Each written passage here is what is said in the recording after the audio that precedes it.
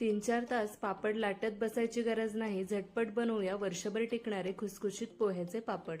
एका मिक्सरच्या भांड्यामध्ये 1 कप जाड पोहे घालून बारीक पीठ तयार करून घेऊया।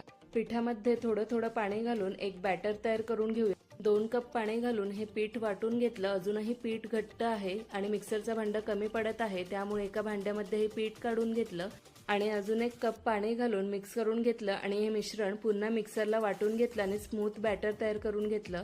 वाटताना पूर्ण 3 कप पाण्याचा वापर केला। आता एका जाड बुडाच्या कढईमध्ये 4 कप पाणी, 1 चमचा सफेद तीळ आणि चवीनुसार मीठ घालून पाण्याला उकळ काढून घेतली। पाण्याला उकळी आल्यानंतर हे मिश्रण हळूहळू घातलं आणि मिक्स करून घेतलं।